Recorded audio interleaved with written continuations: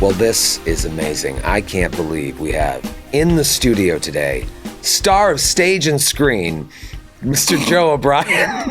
Joe, welcome to the attic. Troy, it's good to see you, buddy. It's pretty sunny in here, huh? Troy, I'm not sure if you're familiar with this particular form of sun protective eyewear.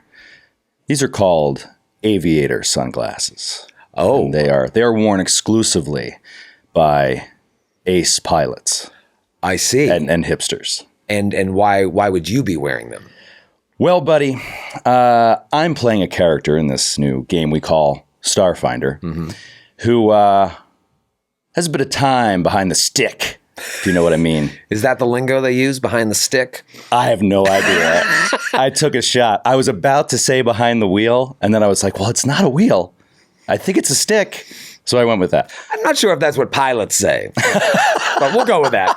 We took a shot. So your character is behind the stick. Yes, yeah. So I'm playing a character that has some experience flying, but is obviously not an ace pilot yet. One day I hope so. But I'm going to take these off, by the way. This was just my little aviator gimmick. No, please put them back on. Put them back on. You don't want to see my gorgeous blues, baby Troy? blues. No, yeah, I wanted to explore a character that had some experience flying, like kind of mundane flying.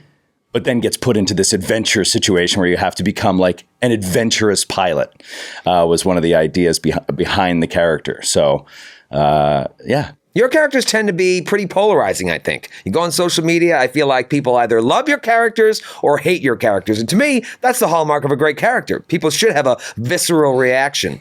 Do you think we're going to see this with this character? Probably. I mean, quite possibly. I think that there are some elements of this guy that I'm super interested in. I think a lot of people might not be. I don't know. It's also, I'm going to have a hard time. It's going to be a challenge for me playing an android. So I wanted to play an android because I thought it would be fun and interesting and a challenge, like I said. But the flat affect thing, the voice, how it's going to work, I'm not 100% sure yet. I'm just going to roll with it and see how it goes. But I do want to explore this idea of like an android that is not exactly fully emotionally capable as, the average human or other alien race in the game. But also who isn't like, I am a robot, and because they're not really like that. Like in the Starfinder universe, they are people for all intents and purposes. And I didn't want it to be that, obvious. So he's basically, he would be considered male, right? So there's no real gender. I mean, it's just what they make you look like, right? And when he was made, he's made to look male. And his whole sort of arc has only been about 14 or 15 years, at least, of his memory, I should say. And he's done the same thing for those 14 or 15 years. And he's just flown these transport carriers back and forth in the diaspora, asteroid to asteroid to asteroid. Same thing every day, same routes, same speed, same cargo for 15 years. And it's never bothered him. It's like, how is that possible? You have to be, I think, an android to some extent. There has to be some element that's missing for you to not get bored or want more. And then something happens that triggers this complete change in his life. And that's where we kind of start the adventure. For the first time, he's not interested in just doing this every single day. And I don't know. That's kind of my idea for how to start him off in the adventure.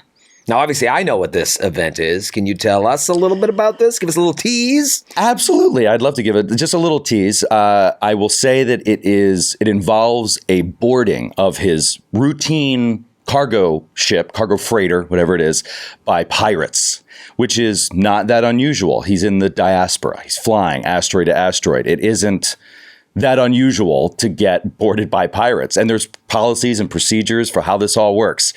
But this particular boarding was very different.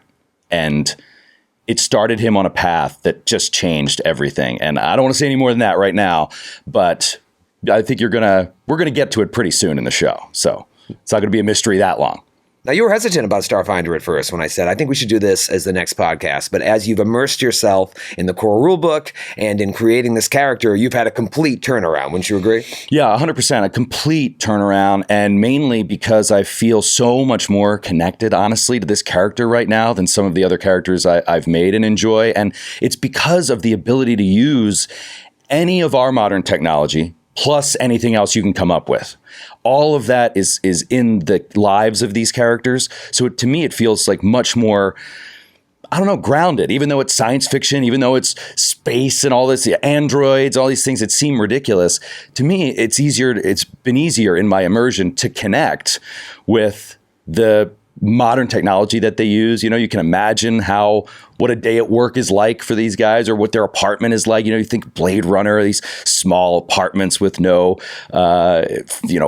fashion sense or decoration or whatever. It's just like cold, hard, only what's needed. And then I started realizing how much I've loved science fiction over the years in terms of film and books and stuff like that. And I'm all in now and so excited. Does this guy have a name? He does, yes. His designation is Distribution Android X-19 because that's his job. He distributes the cargo to the mining operations, the crews at the various asteroids. But they call him Dax. So the people that he delivers to and stuff call him Dax. He was fine with it. You know, again, he could take it or leave it. He just did his job. He didn't really think much about it. And that's what they called him. And he was like, sure, whatever. And that's kind of what he goes by now. But he's starting to realize the difference between a Dax versus a Distribution Android X-19. And that's what we're kind of looking at the start of the adventure. Ace pilot for a theme, android for a race. You don't have to tell me the class, but I know you went through a lot of different ones before you finally settled on the one you did. I'm not going to say the class right now, but only because it's not key to understanding the character. The backstory and all that stuff is completely separate from class. And so I want that to kind of develop, as we start telling the story. People will figure it out, but it's not a great mystery, but it's just not, it doesn't define who he is. He's just a worker at the start of this thing. That's it. Well, I'm very excited to see this character in action. I know a lot about what's going on with this guy that even the other people at the table don't know about. And of course, the audience doesn't know about. So unveiling this over time is going to be really exciting. Oh, yeah. There's so many things about the backstory that I haven't even touched on that, the players don't know at all, that I am so excited about. Just like, I think it's such a fun idea. And I get the same sense from everybody else's character, too, that they've all been doing this stuff with you in secret. And they're all so excited about their backstories. So, count me in too. I'm so pumped. Just promise me as an android at some point in the adventure when you start to, feel human emotions, you will do something like, is this what humans call love? Oh, Lavallee. This is what I'm trying to avoid. That's all I want. And you get what you want. You're the GM. You heard it here first. We're getting that scene. I have to start practicing. Is this love?